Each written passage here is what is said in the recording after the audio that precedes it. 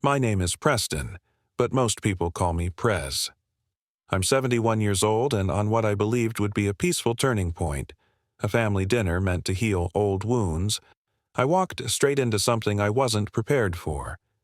The invitation sounded warm, careful, almost hopeful. My parents said they wanted to clear the air. My stepdaughter smiled and said it was time we were all honest. The table was set nicely, too nicely. Plates arranged, drinks poured, conversations rehearsed. I should have known something was wrong when everyone waited for dessert before speaking. That's when the tone changed. What I thought was reconciliation turned into demands, then assumptions, then decisions about my life that had already been made, without me. In just a few minutes, I went from guest to obstacle. I'm going to tell you what they planned that night, why they believed I'd quietly agree, and how one moment, after the plates were cleared, shifted the balance of power in this family forever. But before I continue, let me ask you, where are you watching from today? I read every comment. To those who've been listening for a while, thank you. Your support means more than you know. And if this is your first time here, please consider liking, subscribing, and turning on notifications. You're not just listening to a story. You're standing with someone who refused to be cornered. Now, let me tell you what really happened at that dinner table. The email arrived on a Tuesday morning. Subject line, "Let's talk as a family." I stared at it for a long time before opening it. 9 months. That's how long it had been since I'd heard from my stepdaughter, Elodie. 9 months of silence that followed 23 years of me being her father in every way that mattered except biology. I raised her from age 8, taught her to drive, walked her down the aisle at her first wedding, held her when that marriage fell apart 3 years ago. And then, nothing. No explanation. Just distance that turned into absence. So when I saw her name in my inbox, my hand trembled slightly as I clicked. "Hi, Dad," it began. Already my throat tightened at that word. I know it's been too long. I've been thinking a lot about us, about our family, about everything that's happened. Grandma Una and Grandpa Nico really miss you. So do I. Can we have dinner? All of us together? Nothing formal, just a chance to reconnect, to be honest with each other, to heal.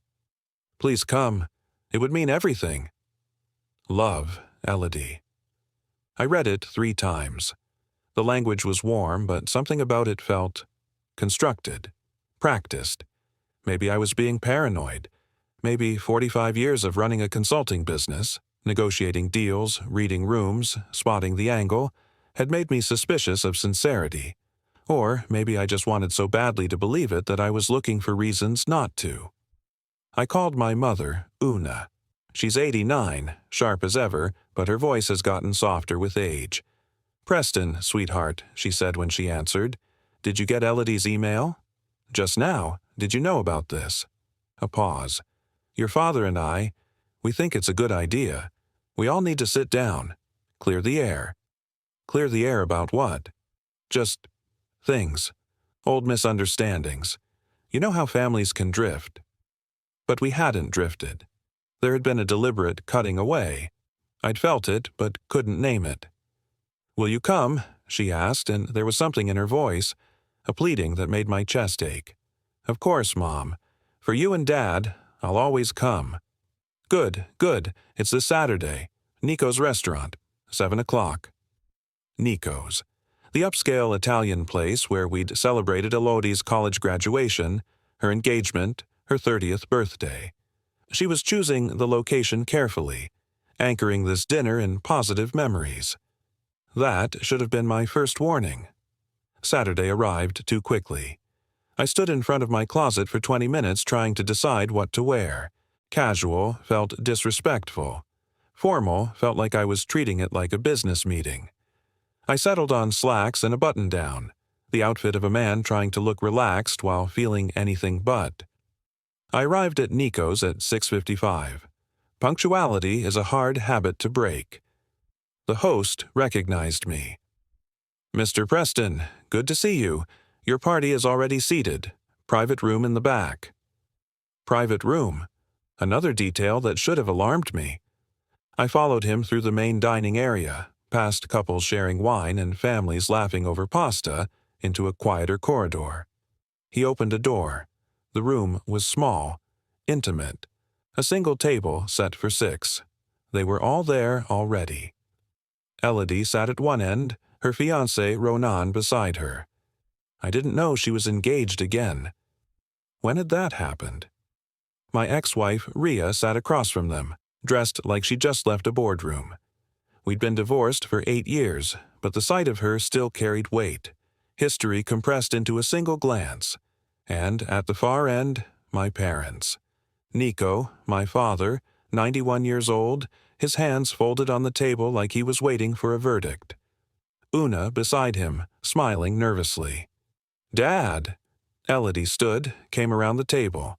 She hugged me, but it was brief, performative. "Sweetheart, it's good to see you. You too. You remember Ronan?" I shook his hand. Firm grip. Confident. Too confident for someone meeting his fiancé's father for only the 3rd time. "Good to see you again, Preston," he said. "Not sir. Not Mr. Preston. Just my first name, like we were equals." I took the empty seat, the one at the head of the table, facing everyone. That's when I realized I wasn't sitting with them. I was sitting across from them. "Should we order?" I asked, trying to lighten whatever this was. "In a bit," Rhea said. Her voice had that clipped efficiency I remembered from arguments. "There are some things we need to discuss first." My stomach dropped. Elodie placed a folder on the table. Thick, professional. The tab read, "Family Financial Restructuring Proposal." I stared at it. "What is this?" "Just context," Elodie said softly. "We've all been talking. About the past, about fairness, about what's owed." What's owed. Those 2 words changed everything. Ronan leaned forward. "Preston, we're not here to attack you. We're here to have an honest conversation about resources, expectations, and accountability." "Accountability," I repeated slowly. "Let's just start," Rhea interjected. "Preston, we've prepared some thoughts, some requests. We'd like you to hear us out before responding." I looked at my parents. My father wouldn't meet my eyes. My mother's hands were trembling. "Mom? Dad? What's going on?" "Just listen, son," Nico said quietly. "Just listen." Elodie opened the folder. Inside was a letter, typed, formal, addressed to me. She slid it across the table. I picked it up, started reading. "Dear Preston, we, your family, have gathered to address long-standing imbalances in our relationships, both emotional and financial." My hands started shaking. The letter detailed my failures, as a father, as an ex-husband, as a son. It used phrases like emotional neglect and financial disparity and corrective measures. The second page was a spreadsheet. My assets, my retirement accounts, my condo, my consulting business valuation, even the inheritance I was set to receive when my parents passed. They'd inventoried my entire life. "What the hell is this?" I said, my voice barely controlled. "It's a starting point," Ronan said calmly, "for a fair redistribution." I looked at Elodie. "You agreed to this?" Her eyes were glassy. "Dad, you don't understand. We're not trying to hurt you. We're trying to fix things." "By auditing me?" "By being honest," Rhea said. "For once." They didn't invite me to reconcile. They invited me to negotiate my own surrender. And I was supposed to just sit there and take it. But here's what they didn't know. I'd been preparing for this moment longer than they'd been planning it. Next is where the trap I walked into becomes the trap they can't escape. If you want to see how a 71-year-old man who built everything from nothing refuses to be dismantled by the people he loved most, subscribe now. Because what I say next changes the entire game. Don't miss it. I set the letter down carefully, precisely, like it might explode if I moved too fast. "Let me make sure I understand," I said, keeping my voice level.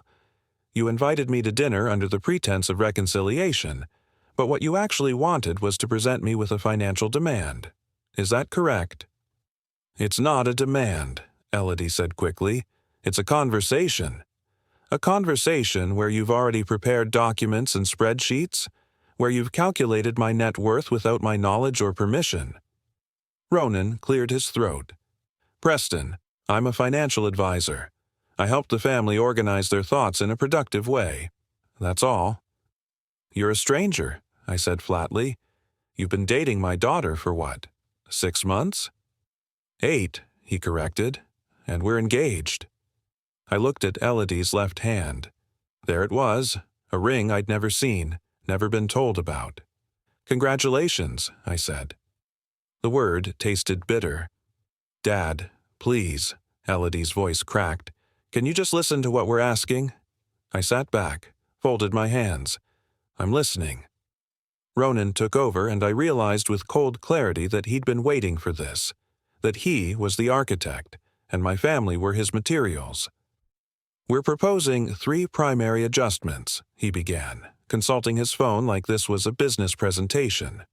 "First, an immediate transfer of $150,000 to Elodie as compensation for emotional neglect during her formative years and lack of financial support during her divorce."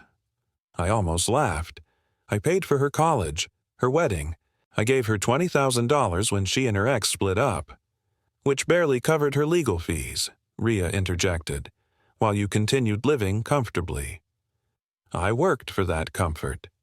"We're not disputing that," Ronan continued smoothly. "We're simply addressing disparity. Second, a restructuring of Nico and Una's estate plan to reflect current family dynamics, specifically adjusting the distribution to 60% for Elodie, 40% for you." I turned to my parents. "You're cutting me out of your will?" "Not cutting out," Una said weakly. "Just adjusting." "Based on what criteria?" "Based on who's been present," Rhea said coldly. "Who's maintained the relationships? Who's earned it?"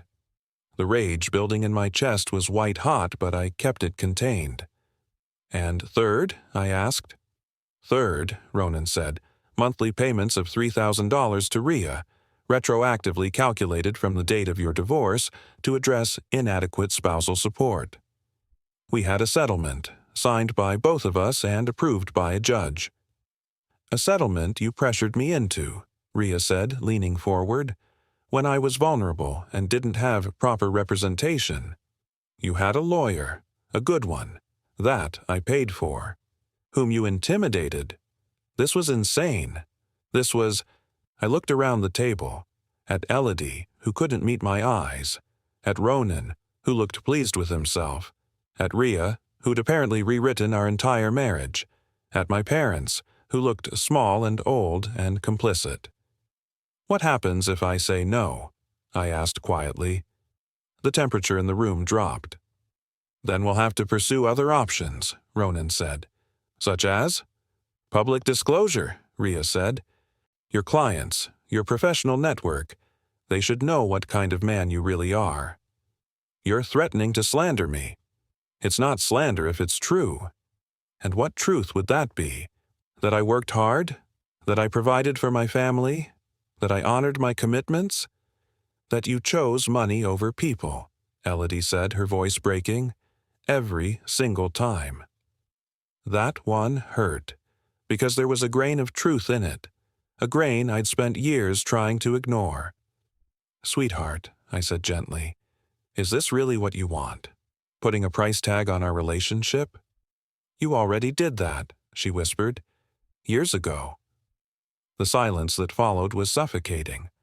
I looked at the folder again, at my life reduced to numbers and grievances, at the people I'd loved, who'd apparently been cataloging my failures for months, maybe years. And I made a decision. "I need to use the restroom," I said, standing. "Preston," Ronan started. "I'll be back. Don't worry, I'm not running."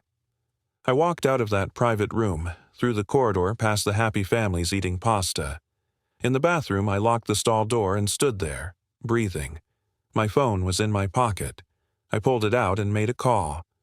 "Chen," I said when she answered, "it's Preston. I need you to send me everything.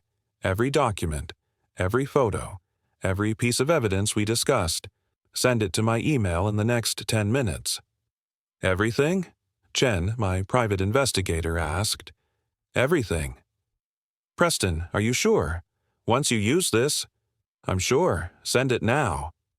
I hung up, splashed cold water on my face, looked at myself in the mirror.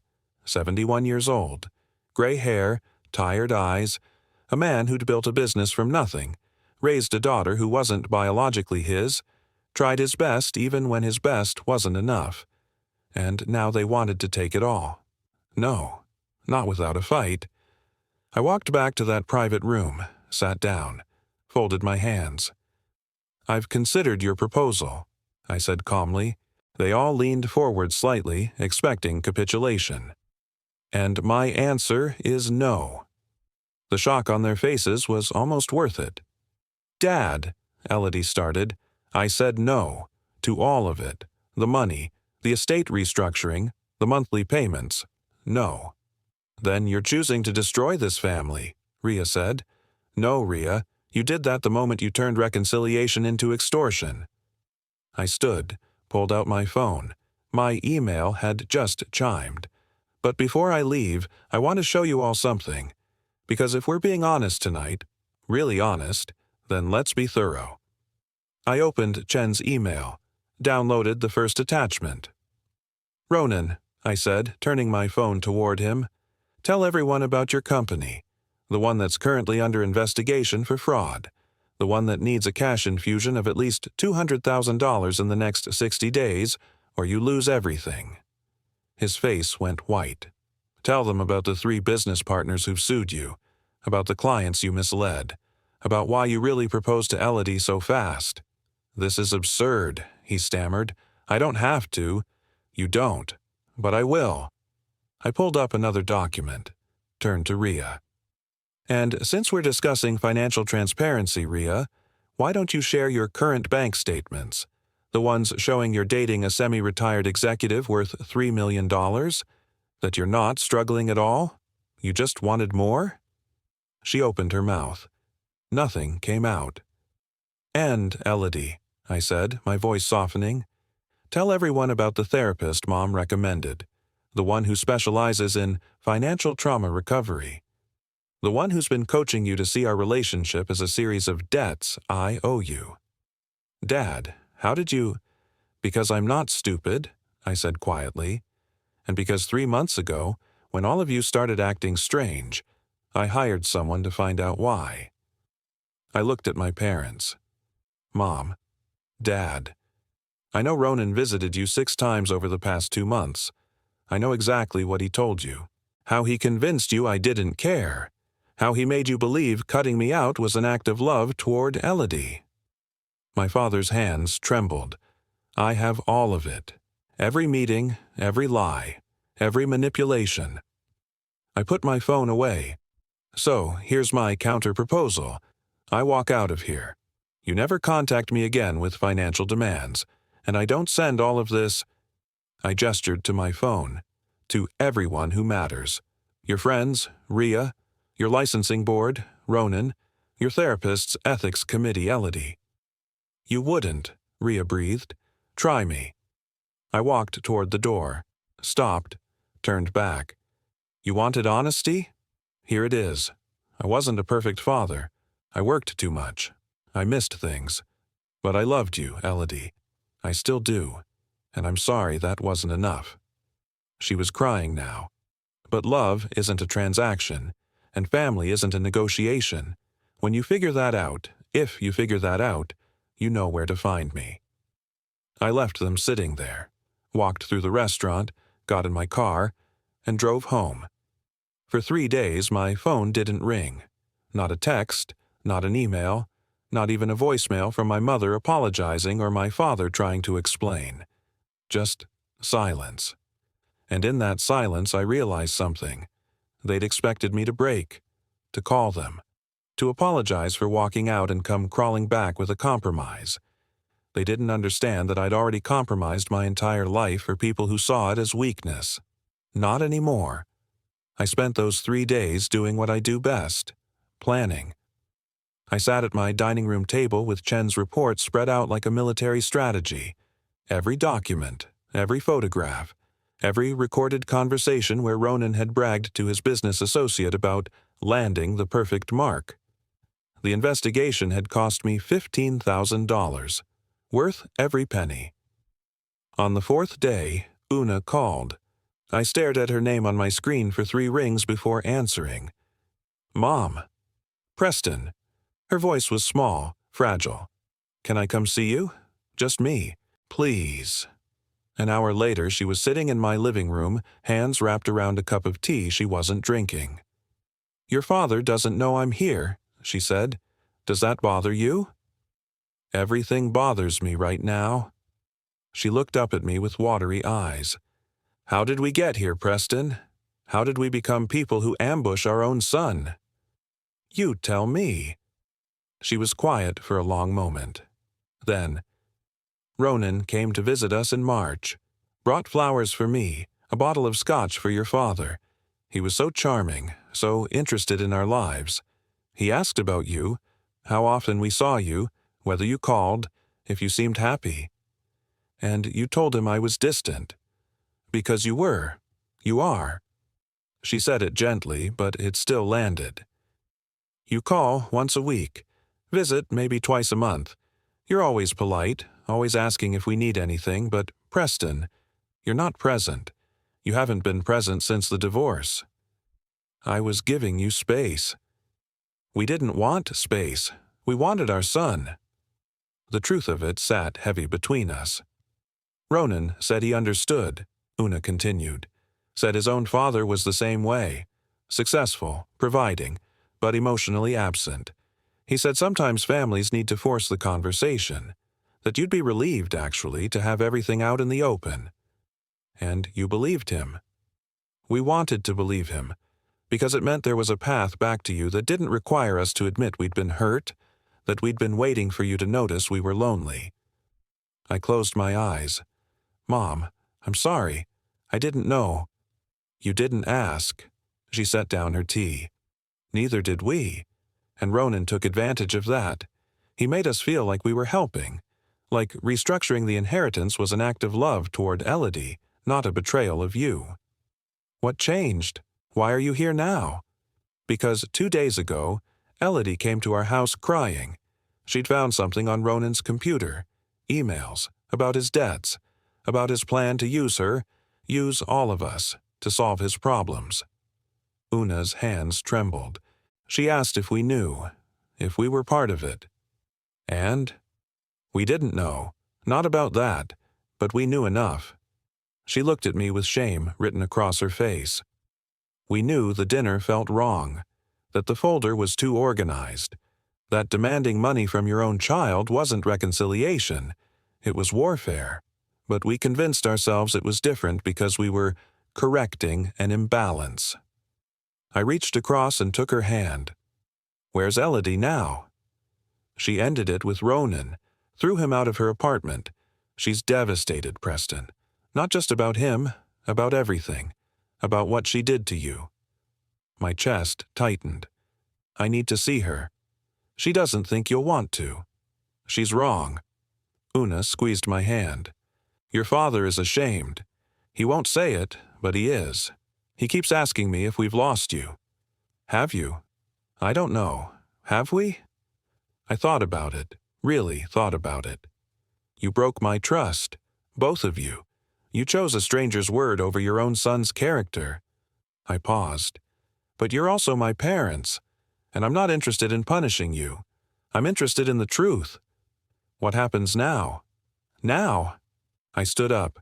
Now I go talk to my daughter, and you go home and tell Dad that if he wants to apologize, I'll be here. But it has to be real. No more manipulations. No more mediated conversations through con men. Una stood, hugged me tightly. I love you, Preston. I should have said that at the dinner, before anything else. I love you too, Mom. After she left, I sat in the silence of my condo and made a decision. I pulled out my phone and texted Elodie. "Coffee tomorrow. Our old place. Just us." 3 minutes passed. Then, "Yes, please." The diner looked exactly the same as it had 15 years ago. Red vinyl booths, checkered floors, a jukebox in the corner that hadn't worked since 2008. This was where Elodie and I used to come every Saturday morning when she was in high school. She'd order blueberry pancakes. I'd get eggs and toast and too much coffee. We'd talk about everything: school, boys, her dreams of becoming a social worker, my terrible jokes that she pretended not to find funny. I hadn't been back since her wedding. I arrived at 9 a.m. She was already there, sitting in our old booth, staring at a cup of coffee she clearly hadn't touched. When she looked up and saw me, her face crumpled. "Dad." "Hi, sweetheart." I slid into the booth across from her. We sat in heavy silence for a moment. "I don't know how to start," she finally said. "Then don't. Just talk." She nodded, wiping her eyes. "I'm so sorry. I'm so sorry. For all of it. The dinner. The demands. The threats. Her voice broke. "I don't know who I became. Tell me how it happened." She took a shaky breath. "After my divorce, I was lost. Completely lost. I felt like a failure. My marriage ended. My career felt stagnant. I was 34 and living in a studio apartment wondering what I'd done with my life. You could have called me." "I know, but I didn't want to hear about hard work and persistence and building yourself back up. I wanted someone to tell me it wasn't my fault, that I deserved better, that someone owed me something. And Ronan gave you that." "Mom gave me that first," she said quietly. "She kept saying you'd abandoned us emotionally, that you'd prioritized work over family for so long that we deserved compensation. She made it sound righteous, like we were correcting an injustice." "When did you meet Ronan?" 6 months ago, at a charity event Mom invited me to. He was charming, attentive, interested in my life. Within 2 weeks, he was talking about how unfair it was that successful men like you didn't support their children adequately after divorce. He targeted you. I know that now." Fresh tears spilled over. "I found emails, Dad, on his laptop. He'd researched you before we even met. He knew your net worth, your business, your assets. He planned the whole thing, meeting me, coursing me, getting engaged quickly so I'd trust him." "What did the emails say?" She pulled out her phone with shaking hands. "Here, read them yourself." The first email was to a business associate. "Found the perfect solution to the cash problem. Older guy, successful, estranged daughter who feels neglected. Classic guilt scenario. Should be able to extract $200K minimum, maybe more if we play it right. Fiancé angle working perfectly. She trusts me completely." The date was from April, 2 months before he proposed. The second email was worse. "Mother-in-law's on board. She's bitter about the divorce and sees this as payback. Grandparents are easy. Just appeal to their sense of fairness and family unity. The old man will crack under pressure. They always do." I set the phone down carefully. "When did you find these?" 3 days after our dinner. I was looking for a document on his computer and there they were. Months of planning. Every conversation we'd had, every vulnerable moment I'd shared, he'd documented it all like a business transaction. "Where is he now?" "I don't know. I told him to leave and never contact me again. He tried to convince me the emails were taken out of context. Then he got angry, said I'd cost him everything and that I'd regret it." That last part sent ice through my veins. "Did he threaten you?" "Not explicitly, but the way he looked at me." She shuddered. "I filed a police report, got a restraining order. But Dad, he knows things, about all of us. Financial information, personal details. I'm scared of what he might do." I reached across the table and took her hand. "He's not going to do anything." "How do you know?" "Because I'm not going to let him." For the first time since I'd arrived, she smiled slightly. "What are you going to do?" I'm going to finish what I started. I pulled out my phone. I have documentation of everything Ronan's done. The fraud, the manipulation, the financial crimes. I was going to sit on it unless you all pushed further. But now I'm going to make sure he never does this to another family. Will you go to the police? Better. I'm going to his professional licensing board, his creditors, and every client he's currently advising. By the end of the week, Ronan won't have a career left. Elodie was quiet for a long moment. Then, is that revenge or justice? Does it matter? I think it does. To you. She was right. I'd been wrestling with that question since the dinner. Both, I admitted. It's justice because he's a criminal who deserves consequences. It's revenge because he tried to destroy my family and I want him to hurt the way we've hurt. And that makes you feel powerful and ashamed. I looked at my daughter. I'm 71 years old. I should be above this, but I'm not. I'm human and I'm angry and I want him to pay. Then make him pay, Elodie said quietly. Not for revenge, but so he can't do this to someone else. When did you get so wise? I had a good father, even when I forgot it. The tears came then, for both of us. We sat in that diner booth crying like we were releasing years of accumulated distance and misunderstanding and pain. I need time, Elodie said eventually, to figure out who I am without Ronan's voice in my head, without Mom's bitterness, without all the anger I've been carrying toward you. Take all the time you need. But can we do this? Coffee once a week? Just talk? I would love nothing more. And Dad? I need to say this. She looked me in the eyes. You weren't perfect. You did work too much. You were emotionally distant sometimes. But you never stopped being my father. You never stopped showing up when I needed you, even when I didn't know how to ask. I should have remembered that. And I should have asked more. Should have pushed harder to stay connected instead of assuming space was respect. We both failed, she said, but we're both here now. We're both here now, I agreed. As I paid the check, my phone buzzed. A text from an unknown number. You think you've won. You haven't. I'll bury you in that pathetic excuse for a daughter. Watch your back, old man. Ronan. I showed Elodie. Her face went pale. Forward that to the police, I said calmly. That's a direct threat. It violates the restraining order. What if he actually tries something? Then he'll discover that this old man has more fight left than he thinks. I forwarded the text to Chen with a simple message. Escalate everything. I want him neutralized. Her response came immediately. Already on it. By tomorrow, Ronan will have bigger problems than threatening you. I looked at my daughter. This ends now, I said, one way or another. Chen called me at 6 a.m. the next morning. It's done, she said without preamble. Everything's been submitted.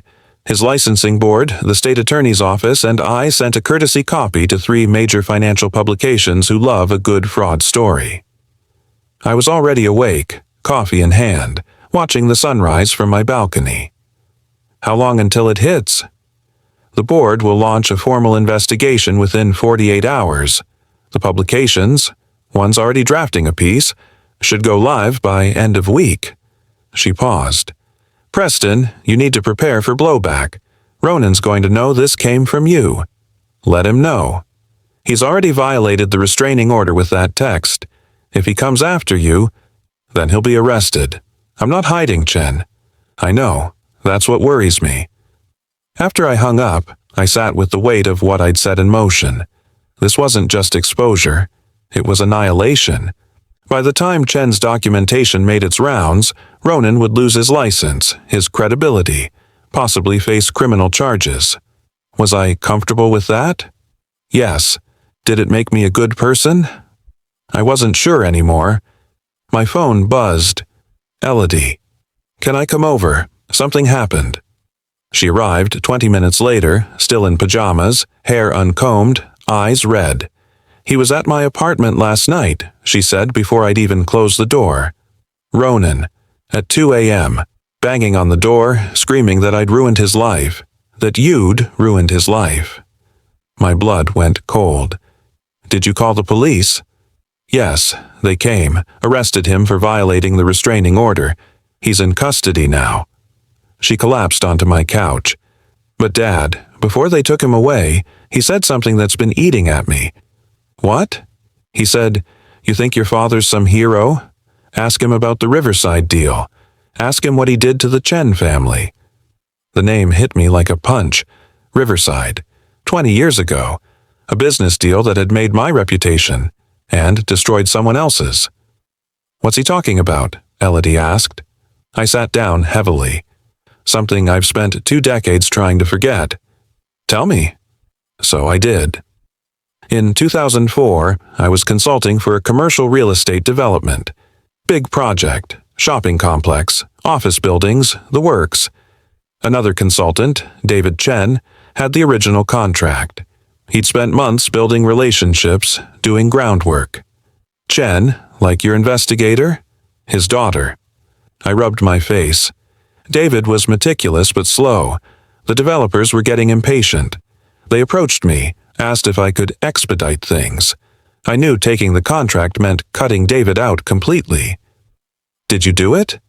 Yes. I told myself it was just business, that David would find other work, that opportunities like this didn't come twice. I met her eyes. Within 6 months, David's firm went under. He'd leveraged everything on the Riverside project. He lost his house, his savings, his reputation. Oh my God. 2 years later, he died of a heart attack, stress-related.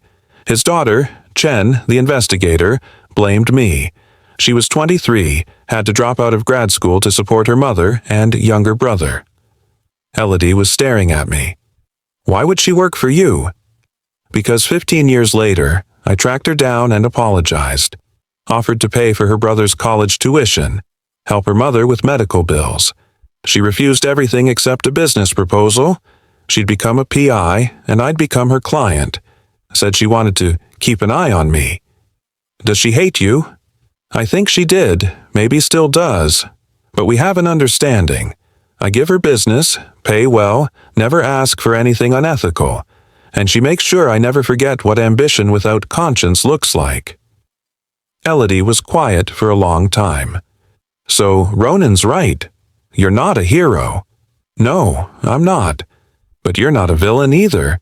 I'm a man who made terrible choices and has been trying to do better. Some days I succeed.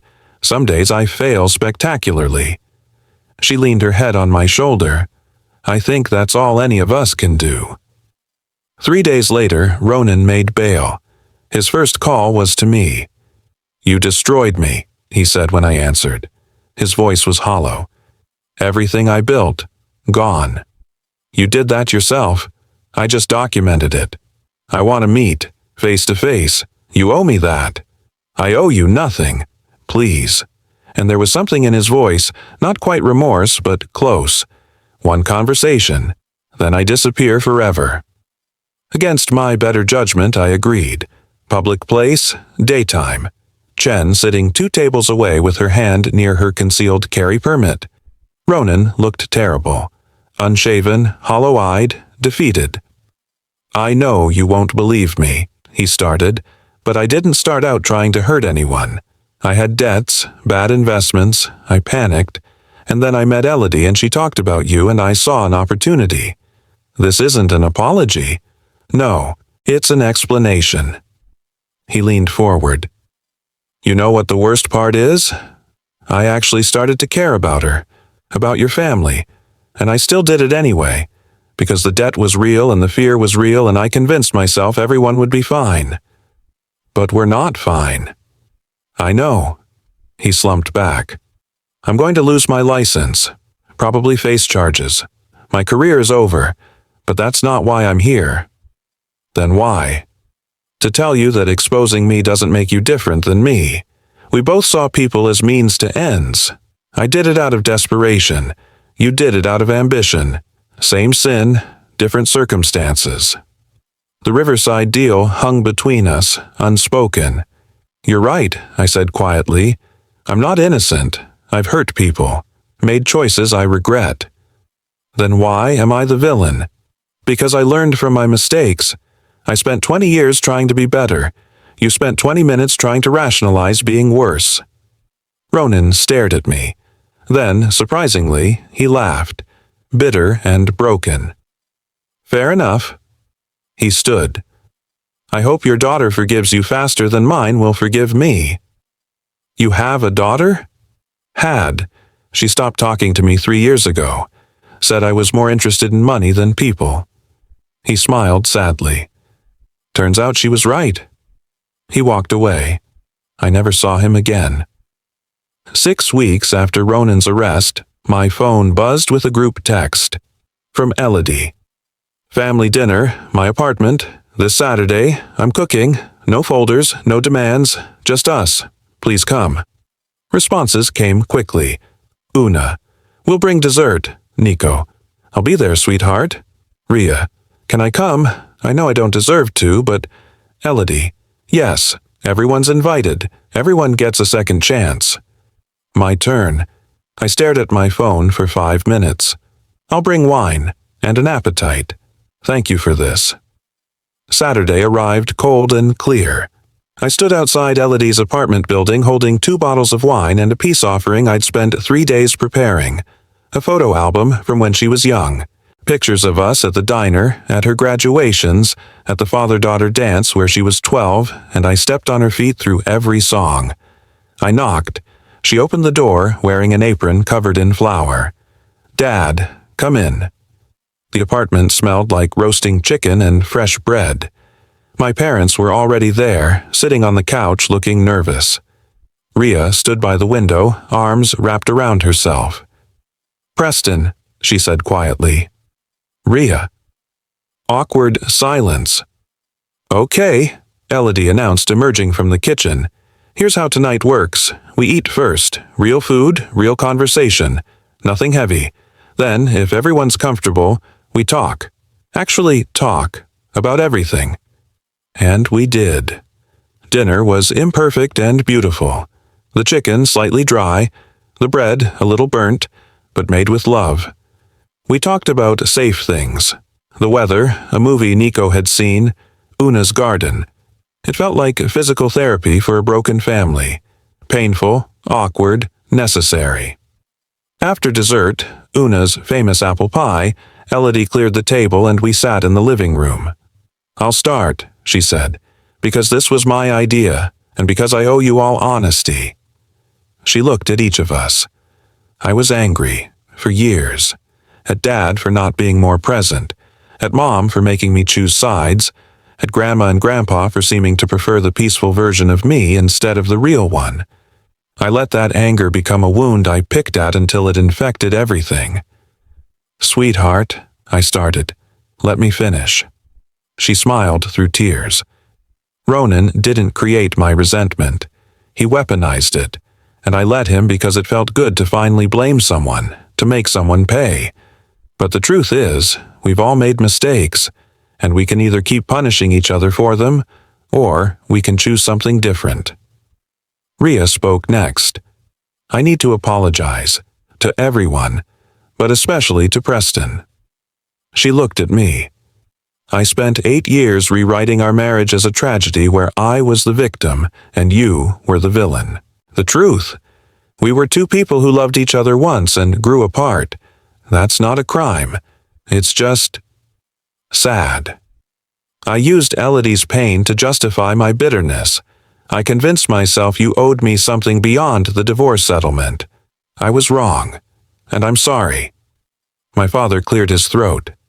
Son, I'm ashamed. Your mother and I let a stranger convince us you didn't love us. We should have known better, should have trusted the man we raised. We're old, Una added softly, and lonely, and scared of being forgotten. Ronan made us feel seen, but we already had someone who saw us. You. We just weren't paying attention. My turn. I wasn't present, I said. Not the way you all needed. I told myself work was providing, that space was respect, that you'd understand. But understanding isn't a substitute for showing up. I'm sorry. to all of you for choosing the easier path over the harder conversation. Silence. Then Elodie said, "So what now? Where do we go from here?" I thought about Ronan, about the Riverside deal, about all the ways good people make bad choices and have to live with them. "Forward," I said, imperfectly, honestly, together. "Can it really be that simple?" Ria asked. "No," Elodie answered. "It'll be messy and complicated and some days will fail. But maybe that's okay. Maybe family isn't about being perfect. It's about choosing each other anyway." We sat in that moment, broken and healing simultaneously. My phone buzzed.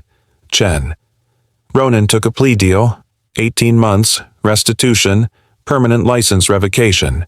It's over." I showed Elodie. She exhaled deeply. "Good," she said. "Now he can't hurt anyone else." "Do you forgive him?" Una asked. Elodie considered. "I forgive the version of him that was desperate and scared. I don't forgive the version that chose to hurt people anyway. Maybe someday. But not today." "And us?" I asked quietly. "Do you forgive us?" She looked around the room. "I'm working on it. Same as you're working on forgiving me. Some things take time. We agreed to monthly dinners. No agenda. Just presence." As everyone prepared to leave, Elodie pulled me aside. "Thank you for coming. Thank you for inviting me. I found something while cleaning out the apartment." She handed me an envelope. "Open it later." At home, I did. Inside was a letter, written in crayon on construction paper, from Elodie, age 9. "Dear Dad, thank you for being my dad even though you didn't have to be. You're the best dad in the whole world. Love, Elodie." Underneath, she'd added a note in fresh ink. "Still true, even when I forgot it, especially when I forgot it. Love you, Dad." I sat in my quiet condo, 71 years old, holding a child's drawing, and cried. Not from sadness, from relief, because some things break so completely they can only be rebuilt into something stronger, and we were finally ready to build. That's the story. From betrayal to exposure to something I never expected. Grace. We didn't get a Hollywood ending where everything's perfect. We got something better, a real one, where broken people chose repair over resentment, where a 71-year-old man learned that being right matters less than being present, where a family nearly destroyed by a con man accidentally found their way back to each other. If this story moved you, if it reminded you that healing is possible even after devastation, please subscribe. Share this with someone who needs to hear it. And tell me in the comments, have you ever had to rebuild a relationship from the ground up? What did you learn? Thank you for walking through this with me, for staying until the end, for believing that even our worst moments don't have to define us. This is Preston, Grandpa Press, signing off. Until next time, remember, family isn't about perfection. It's about choosing each other, again and again, even when it's hard, especially when it's hard. Subscribe, comment, and take care of each other.